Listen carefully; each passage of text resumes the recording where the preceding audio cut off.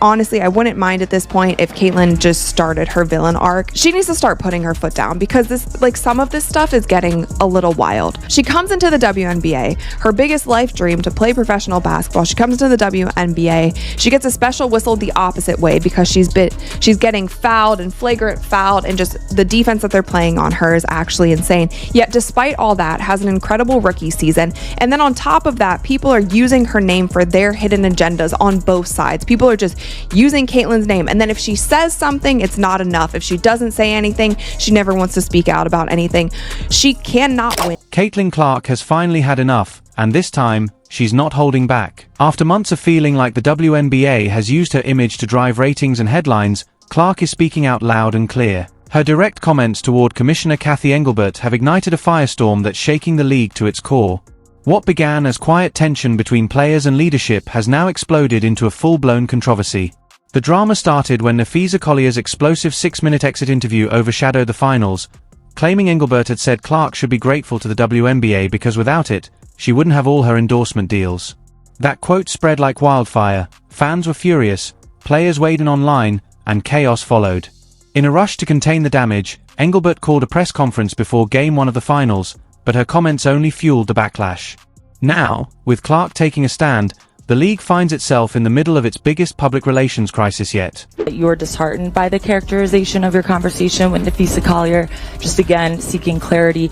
Did you in fact say that Caitlin Clark should be grateful she makes $16 million off the court because without the platform that the WNBA gives her, she wouldn't make anything? And do you actually feel that way, that without this platform, players like Caitlin Clark wouldn't be making what they do off the court? Yeah, obviously I did not make those comments. Caitlin has been a transformational player in this league.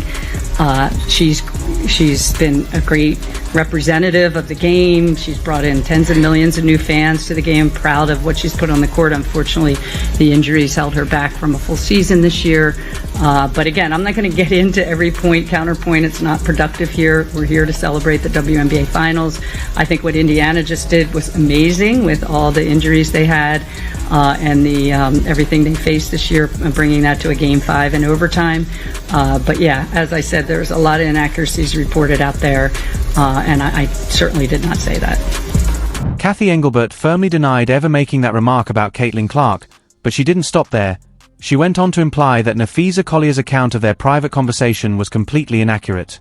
In simpler terms, she basically called Collier a liar on national TV, and that's when everything exploded. This wasn't just another player venting frustration.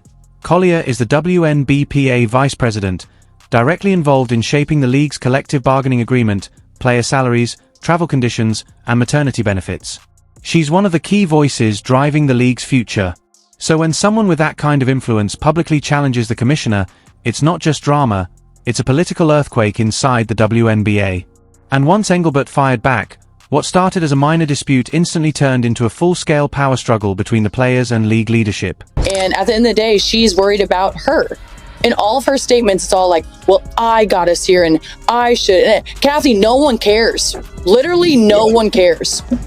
Like how you're sitting right there, that's how we feel every time she speaks. Every time she speaks, us as players, that's how we feel. Here's where everything truly flipped. When Cathy Engelbert publicly dismissed Nafisa Collier's claims, she didn't just deny a story, she undermined a union leader who represents every woman in the WNBA. That moment sent shockwaves through the league. And for Caitlin Clark, who had spent the entire season staying out of controversy, it was the breaking point. For months, she'd ignored the noise, kept her focus on basketball, and avoided the politics around her name. But when reporters asked her about Collier's comments, Clark didn't dodge or give a rehearsed answer. Instead, she calmly said, "I think Fee made a lot of valid points." Just like that, everything changed. The room fell silent, and the message was clear. Clark had broken her silence, backed Collier, and made it known she was done playing nice. The league's brightest star had officially chosen her side, and the power dynamics inside the WNBA would never be the same again.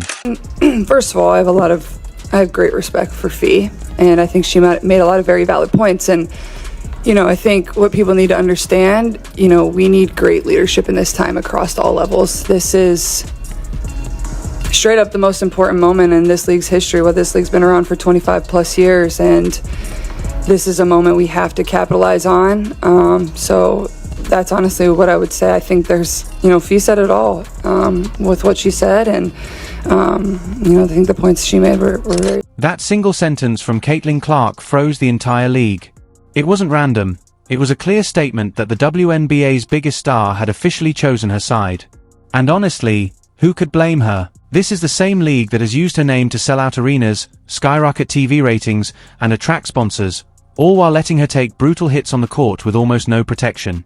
Throughout her rookie season, Clark endured hard fouls, elbows, and shoves, and officials brushed it off as physical play. But if those same hits landed on LeBron or Steph, whistles would be non-stop.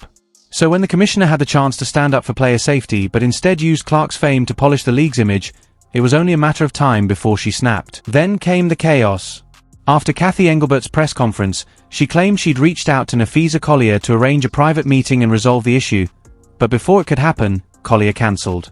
ESPN broke the story, and shockingly, Engelbert found out from the media, not from Collier herself. That's how fractured things had become. The league's top official was learning about cancelled peace talks from social media. Soon after, Clark's teammates like Lexi Hull publicly sided with Collier, saying leadership had completely lost touch with reality. Clark didn't release a statement, but her silence, and who she stood beside, said everything. Caitlin Clark's silence spoke louder than any statement. She stopped reposting WNBA content, ignored the finals entirely, and quietly liked fan tweets calling out league leadership. Fans quickly dubbed it Caitlin Clark's silent protest, and honestly, that's exactly what it was, a calm but powerful way of saying, you can't keep using me while disrespecting everyone around me. And when you look at the bigger picture, it's hard to call it an overreaction. The WNBA is heading into its most critical CBA negotiations ever, with player pay, benefits, and working conditions on the line. A lockout looms, and ownership is scrambling to hold things together. The issue? Two of the top player representatives, Nafisa Collier and Breanna Stewart, are also co-founders of Unrivaled, a new off-season league. That's where things get messy. If the WNBA deal falls apart and a lockout hits in 2026, Unrivaled stands to gain massively as players turn there for income.